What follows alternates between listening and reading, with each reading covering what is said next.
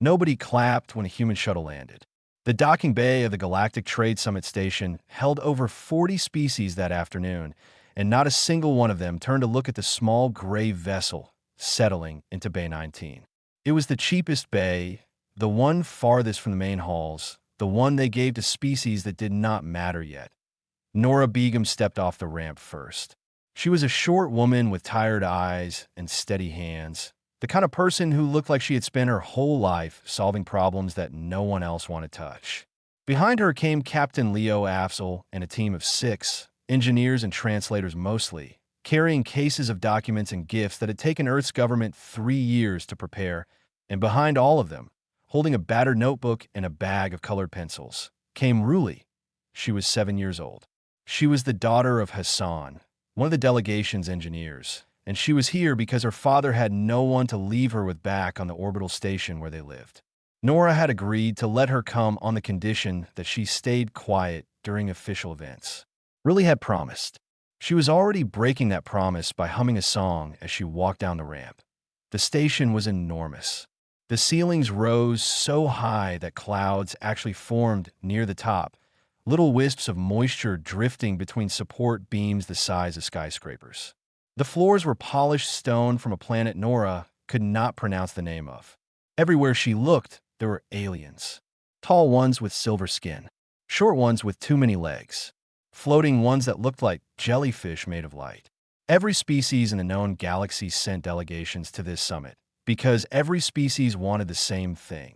The Ethali process.it belonged to the Drafen Collective, an ancient insectoid race that had perfected medical technology beyond anything the galaxy had ever seen. The Ethali process could regrow lost limbs, reverse cellular decay, cure diseases that had no names, and add centuries to any species' lifespan. It was, by every measure, the most valuable technology in existence, and the Drafen had never shared it with anyone. Not once in 600 years. Nora knew the history. Every species had tried. The Palori had offered entire star systems. The Gallian Federation had offered a living planet. The Haith Empire had offered their genetic archives, the biological blueprints of 10,000 conquered worlds. All of them had been told the same word. Refused. She was still thinking about this when a tall figure stepped into her path.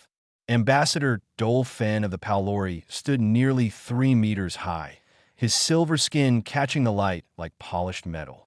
He smiled down at Nora the way someone might smile at a child who had wandered into an important meeting. "You must be the human delegation," he said. His voice was smooth and practiced. "Welcome to your first summit. I trust you have been briefed on the proceedings." "We have," Nora said. "Then you know that every species here will make an offer to the Drafen, and every species will be refused." He tilted his head. "I mean no disrespect, Ambassador, but I would advise your people not to embarrass themselves. The Drafen have rejected treasures that your species cannot even imagine. Whatever Earth has brought, it will not be enough." "Thank you for the advice," Nora said. She meant it. She could tell he was being honest, even if he was also being rude. Dolphin nodded and walked away, his silver robes trailing behind him like liquid. Afzal leaned close to Nora. "Friendly place." "He is not wrong," Nora said quietly. "Our offer is modest. We both know that." While the adults talked, Ruli had already found a bench near the observation windows. She sat cross-legged, her notebook open on her lap, drawing the view. She sketched the docking bays, the alien ships, a creature with 6 wings that had walked past her without looking down. She drew quickly and messily, the way children do when the world is too interesting to slow down.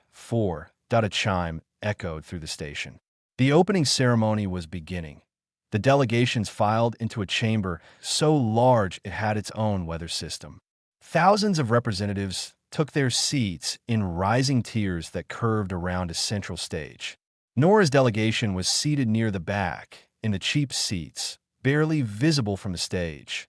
Grand Curator Sethic of the Drafen Collective emerged from a side passage. He was enormous, a mantis like being nearly 4 meters tall with dark green exoskeleton plating and eyes that held the weight of centuries. He moved slowly, deliberately, As though every step was a decision he had already thought about for a long time, he reached the center of the stage and stood in silence. The chamber went quiet. When he spoke, his voice was deep and carried without amplification. He did not greet the assembly. He did not welcome them. He said only this: "You may offer. We will refuse. This is tradition." Then he turned and walked off the stage. The chamber buzzed with whispered conversations. Nora sat very still. She had watched Sethic's eyes as he spoke. She had expected arrogance. She had expected the cold pride of a species that held power over everyone else. Instead, she had seen something that surprised her. He looked tired. He looked sad. Really tugged her sleeve. "Nora, that big green man looks like he needs a friend." Nora looked down at the girl and did not know what to say, because Ruli was right. The first offer came from the Palori, and it was designed to make every other species in the chamber feel small. Ambassador Dolphin walked to the central stage like a king entering his own throne room. Behind him, holographic projections filled the air with images of warships, 200 of them, the most advanced fleet the Palori had ever built. Their hulls gleamed silver and white, bristling with weapons that could crack a planet's crust from orbit. The chamber hummed with impressed murmurs. "Grand Curator," Dolphin said, his voice filling the space with practiced confidence, "the Palori Dominion offers you the might of 200 Vanguard-class warships, fully crewed, fully armed. In addition, we offer exclusive mining rights to 3 resource-rich systems in the Outer Spiral, systems whose mineral wealth could sustain the Drafin Collective for 10,000 years." He paused for effect. The holographic warships rotated slowly overhead, their engines glowing blue. Sethic sat in his elevated platform above the stage. He looked at the warships the way a person looks at an advertisement they have seen too many times. His massive head tilted slightly, and he spoke one word: "Refused." Dolphin's silver face did not change. He bowed and left the stage. But Nora, watching from the back rows, saw his hands tighten at his sides. The Gallian Federation went next. They were a collective species, thousands of small beings linked by a shared neural network, and they spoke in unison with a voice that sounded like whined through tall grass. Their offer was breathtaking. They had spent 2 centuries terraforming a planet specifically for this moment, a living world with forests and oceans and a breathable atmosphere, shaped and grown as a gift.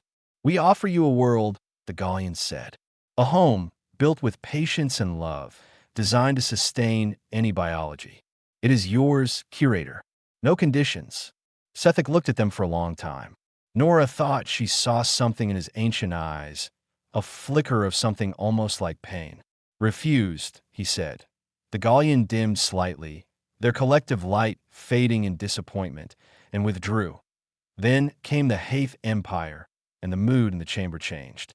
The Haith were conquerors. Their representative was a broad, armored figure with red-black scales and a voice like grinding stone. He had not bowed to Sethic. He did not smile. He placed a data crystal on the stage and activated it.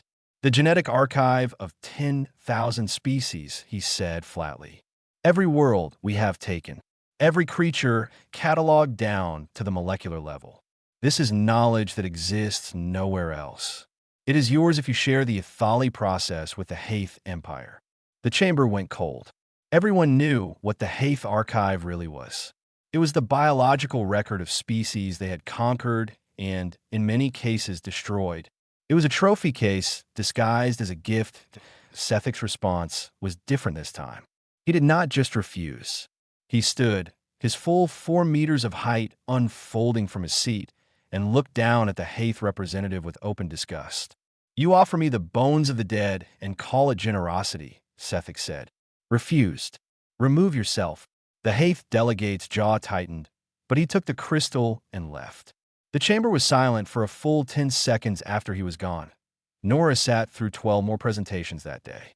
Each one was grander and more desperate than the last. Rare elements that could not be found anywhere else. Star charts to uncharted regions. Cultural treasures from civilizations that no longer existed. Genetic modifications. Military alliances. Trade monopolies. All refused, that be by the end of the day, Nora sat in the delegation's small quarters staring at the modest case Earth had brought.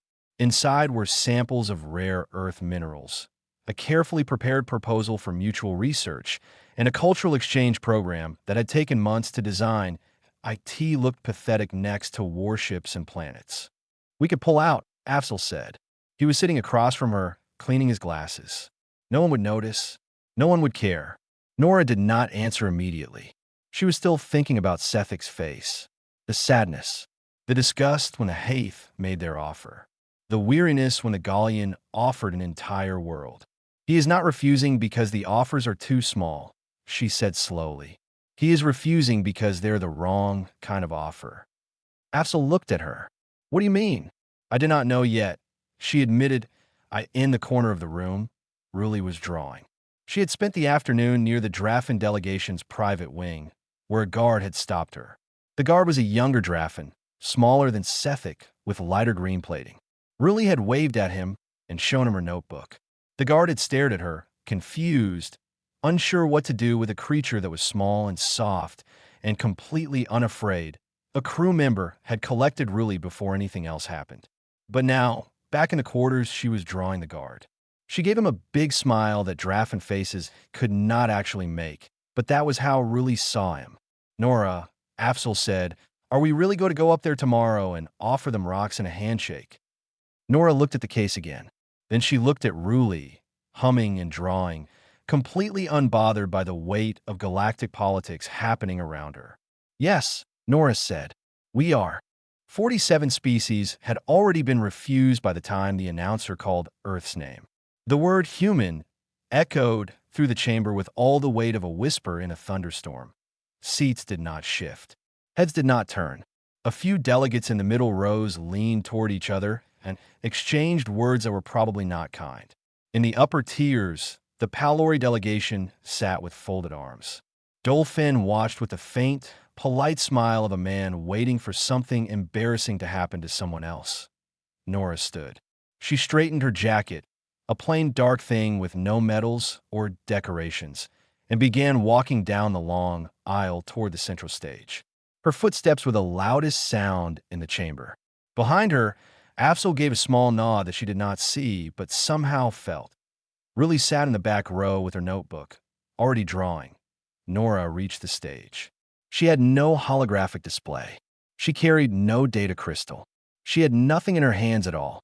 She simply stood there, a small woman in a room full of giants, and began to speak. "Grand Curator," she said, "I am not going to offer you wealth. Earth does not have the kind of riches that have been presented here today. We have no warships to give. We have no planets to offer. We have not conquered anyone, and we have no trophies to display." A ripple of quiet laughter moved through the chamber. Nora ignored it. "What I want to tell you about is something else. On our world, for thousands of years, humans have been trying to keep each other alive. We did not always have the tools. For most of our history, we had almost nothing. We fought diseases with herbs and guesswork. We set broken bones with sticks. We stitched wounds with thread pulled from our own clothing." The laughter stopped. The chamber was not exactly paying attention, but the silence had changed. "And here's what I think matters," Nora continued. "We did it anyway. When plague swept through our cities and we did not understand why people were dying, our doctors walked into the sick rooms.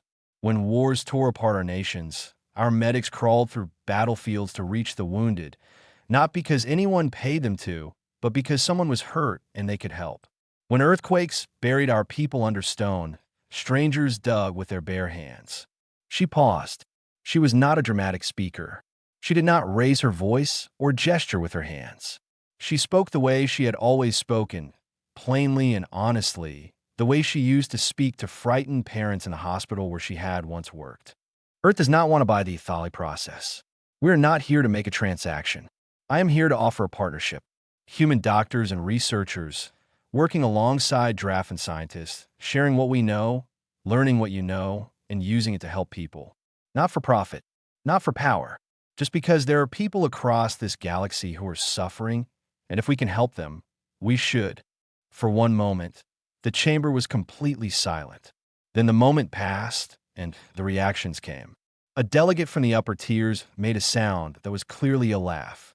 Someone in the Haith section said something in their own language that made their neighbors sneer. Dolphin shook his head slowly, almost sadly, as if Nora had confirmed everything he already believed about humans. Sethic looked at her. His enormous dark eyes held hers for several seconds. Nora did not look away. Refused, he said. The word landed like every other refusal, flat and final. But Nora had been watching him carefully, the way she used to watch patients who said they were fine when they were not. Something had moved behind those ancient eyes. Something had shifted, even if the answer was the same. She nodded once. Thank you for listening, curator. She turned and walked back up the aisle. The chamber had already moved on. The next delegation was preparing their holographic display. Nora was forgotten before she reached her seat. Afzal met her at the row. Good speech, he said quietly. It did not work, she said. It was still good. She sat down. The weight of the moment pressed on her shoulders. She had known the answer would be no. She had prepared for it. But knowing and feeling were different things, and right now it felt like she had just stood in front of the entire galaxy and proved that humans had nothing to offer. Then a small hand tugged at her sleeve. Ruli was looking up at her with wide, serious eyes. In her lap was her notebook, open to a new page. She had drawn something during Nora's speech. Nora, the girl said, "Can I give the big green man a picture?" Nora looked down at the drawing.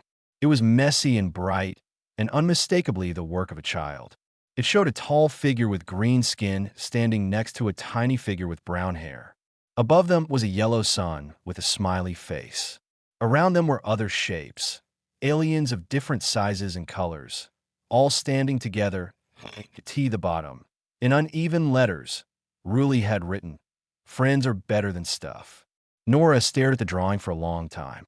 Then she looked at Ruli, who was waiting patiently for an answer, the way only children can wait, as if the question was the simplest thing in the world. "Let me think about it," Nora said, but she was already thinking about Sethic's eyes.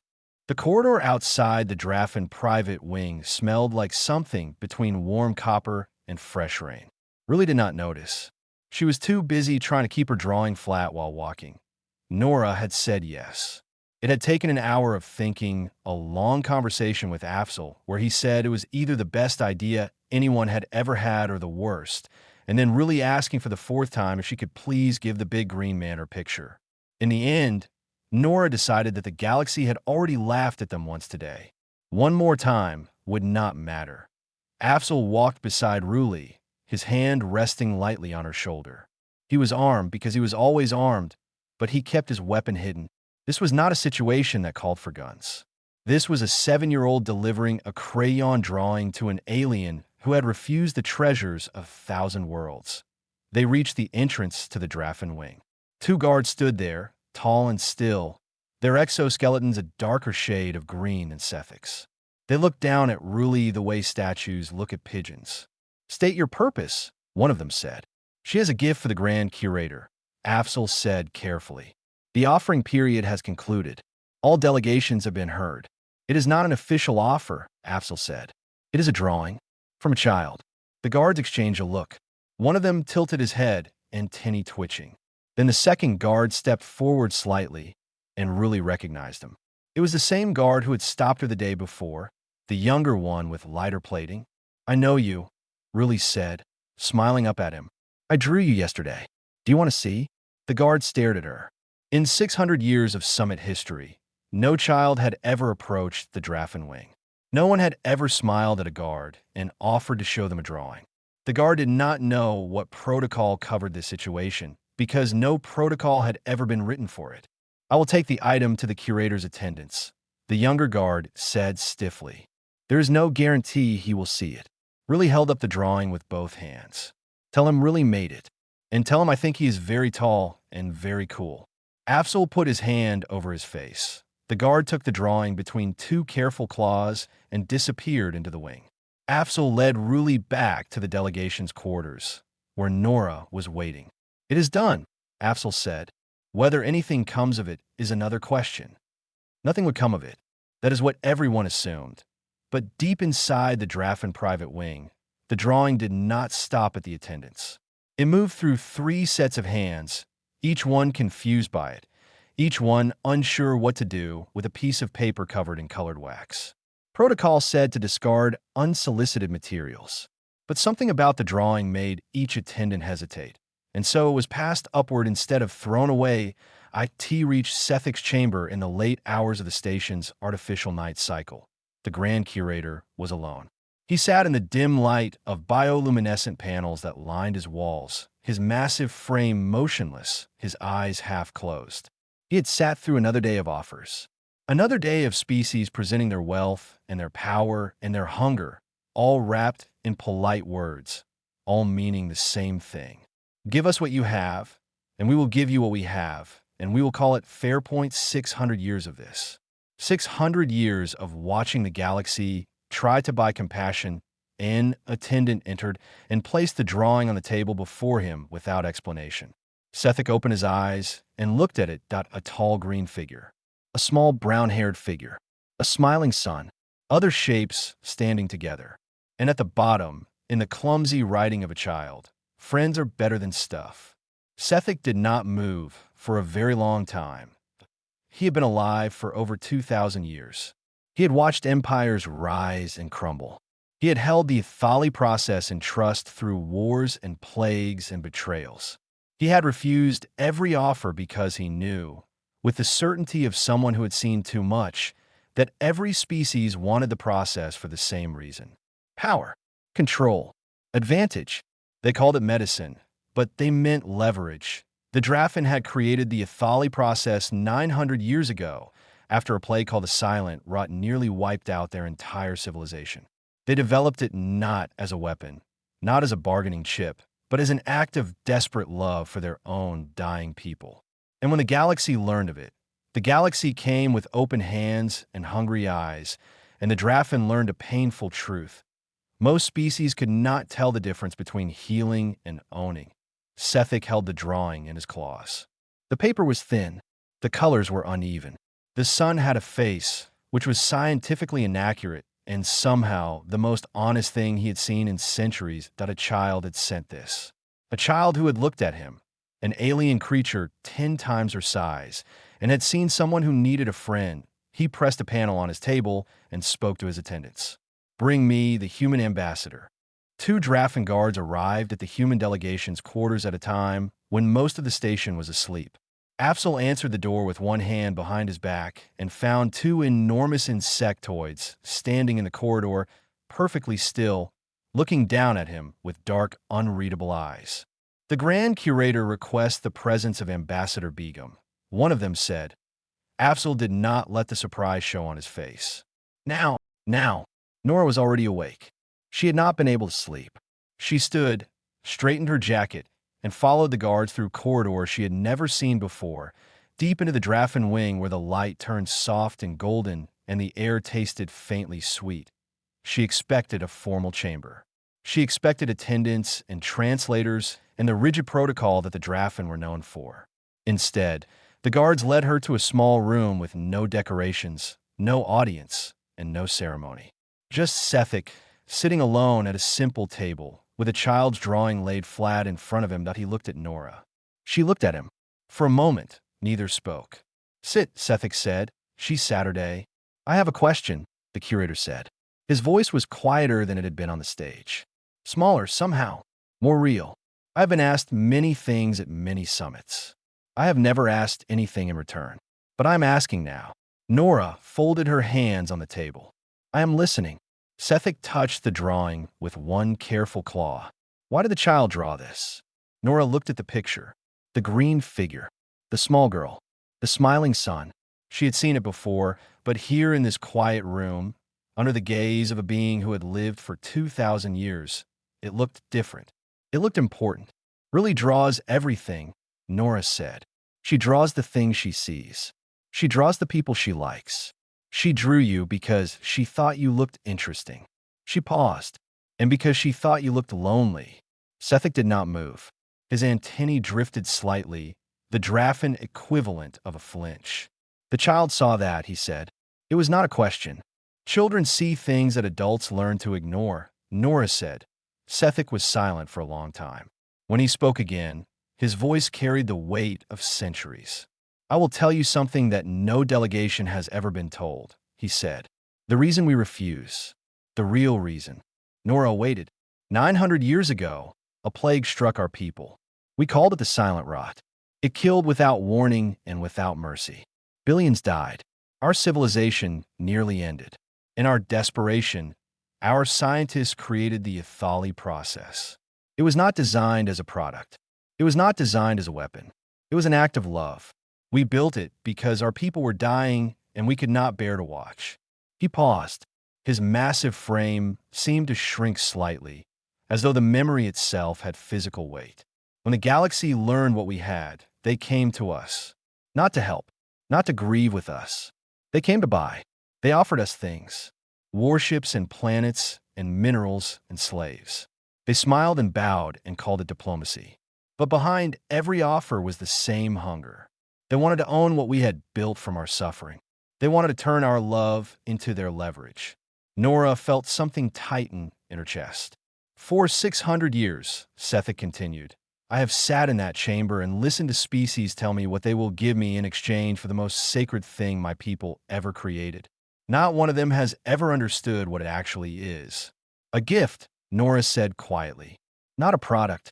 Sethic looked at her, really looked at her, the way he had not looked at anyone in centuries. "Your speech today," he said. "You spoke about doctors who walked into plague rooms, medics who crawled through battlefields, people who dug through rubble with their hands. Yes. Why do they do this? Your people. Why do they help when there is no reward?" Nora thought about it. Not the diplomatic answer. Not the polished version she would give to a committee. The real answer. "Because it hurts to watch someone suffer when you can do something about it," she said. "That is all. It is not complicated. It just hurts, and so you help." Sethic placed one claw on the drawing again. "I would like to meet the child," he said. Nora sent a message to Afzal. 20 minutes later, the door opened and Ruli walked in, still in her pajamas, holding her notebook. She looked up at Sethic, who towered over her like a living monument, and said, "Did you like my picture?" Something happened to Sethic's face. The hard plates of his exoskeleton shifted in a way that Nora had never seen in any Drafin. It took her a moment to realize what it was. He was trying to smile. "It is the most valuable thing anyone has offered me at this summit," he said. Ruli beamed. "I can make you another one, with more colors this time." She sat on the floor, opened her notebook, and began to draw. Sethic watched her. Nora watched them both. And somewhere beyond the walls of that small, quiet room, the galaxy continued to trade in warships and planets, completely unaware that everything was about to change. The rumors spread through the station like fire through dry wood. The Drafin curator had summoned the humans to a private audience. The humans, the species that had arrived in the cheapest docking bay with no warships, no holographic displays, and nothing to offer but a speech about crawling through mud to save strangers. By the time the final assembly was called, the chamber was packed tighter than it had been on any day of the summit. Species that had already left the station turned their ships around. Delegations that had been preparing to depart in disappointment canceled their flights. Everyone wanted to see what was happening. Dolphin of the Palori stood in the upper tiers with his arms crossed and his silver face carved into an expression that could not decide between disbelief and anger. He had offered warships. The Gallian had offered a planet. The Haith had offered the genetic blueprints of conquered civilizations. And the Drafin had invited the humans to a private meeting. Nora sat in the same cheap seat she had been assigned on the first day. Ruli sat beside her, swinging her legs because they did not reach the floor, her notebook open to a fresh page. Afzal stood behind them, his jaw tight, his eyes scanning the room the way a soldier scans a battlefield. The chamber fell silent as Sethic emerged. He was moving differently today. Nora noticed it immediately. The weariness that had dragged at his steps during the opening ceremony was gone. He still moved slowly, but now it was the slowness of intention, not exhaustion. He reached the center of the stage and stood there, looking out at the assembly with those dark, ancient eyes. "For 600 years, he began, this summit has followed the same pattern. You come, you offer. I refuse. and you return the next cycle with a bigger offer, believing that the problem was size, that you simply did not offer enough. The chamber was absolutely still. The problem was never size. The problem was that you did not understand what you were asking for. The Ethali process was not built as a commodity. It was built by a dying people who loved each other too much to give up. Every cell of it carries the memory of what we lost and what we fought to save. And for 6 centuries, I have watched you try to buy that love with metal and dirt and the bones of the dead. His gaze swept the chamber. No one moved. I had given up, Sethek said. I want you to understand that. I had decided that no species in this galaxy would ever understand. That the Ethali process would remain with the Drafin alone, and that when I finally died, it would become a locked relic that no one deserved. He reached beneath his robes and brought out a piece of paper. Even from the back of the chamber, Nora recognized it. The colored pencils, the smiling sun, the tall green figure, and the small brown-haired girl. And then a child sent me this. He held the drawing up. The holographic systems in the chamber detected it and projected the image across every screen, magnified 1,000 times. Ruli's messy handwriting filled the chamber wall to wall. Friends are better than stuff. Murmurs rippled through the assembly. Confusion. Disbelief. The human delegation did not offer me wealth, Sethek continued. Their ambassadors stood on the stage and told me about doctors who walk into plague rooms and soldiers who crawl through fire to reach the wounded. She did not ask me to sell her anything. She asked me to work together. And when I refused her, as I have refused everyone, she accepted it with grace. He looked at the drawing again, but the child did not accept it. The child looked at me, an alien 10 times her size, a being from species she had never met, and she saw someone who was lonely. She drew me a picture. She wrote that friends are better than things. And she was right. Dol Finn shifted in his seat. His silver face had gone very still. Today I am announcing that the Drafin Collective will share the Ethali process, Sethek said. The chamber erupted. Voices crashed against each other in a dozen languages. Delegates rose from their seats. The noise was enormous. Sethek waited. He had waited 600 years. He could wait another minute. When the chamber quieted, he continued. We will share it with the humans first, because they were the only species that asked to help rather than to own. And through the humans, we will share it with any species that agrees to the same terms. The Ethali process will be used freely. It will never be sold. It will never be hoarded. It will never be turned into a weapon. Any species that accepts these conditions may join the partnership. Any species that does not may leave. Dol Finn stood. Curator, the Palori formally protest this decision. The humans have nothing. They're the smallest, the weakest, the least advanced species at this summit. This is a mistake. Sethek turned to face him. You offer me warships, Ambassador. Instruments of death, in exchange for instruments of life. He held up the drawing one more time. The child offered me friendship. The child was wiser than every delegate in this chamber. Dol Finn sat down. He did not speak again. The session dissolved into chaos. Alliances that had held for centuries cracked apart as species scrambled to accept the Draffin's terms. Old rivals found themselves agreeing to conditions they would have laughed at a day ago. The entire political structure of the galaxy shifted in real time, and at the center of it, projected on every screen, was a crayon drawing with a smiling sun.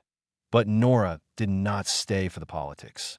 She slipped out of the chamber with Ruli and Afzal, leaving the noise behind, and walked to the observation corridor where the stars burned steady and quiet beyond the glass. Ruli sat on the floor, cross-legged, and opened her notebook.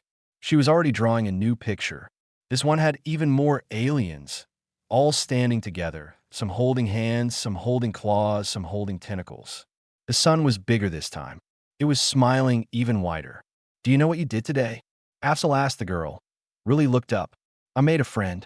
Afzal looked at Nora. Nora shook her head slowly, a smile pulling at the corners of her mouth. The far end of the corridor, a shadow moved. Sethek stood there, watching the child draw. He did not approach. He did not speak. He simply stood in the quiet and watched, and for the first time in 600 years, the weight on his shoulders felt a little lighter. Ruli noticed him. She waved, that he raised one massive claw and waved back. And somewhere in the pages of a battered notebook, held together by tape and hope and colored pencil wax, the galaxy had its first real treaty. Not written by diplomats or politicians or generals. Written by a 7-year-old girl who believed, with the unshakable certainty that only children have, that friends are better than stuff.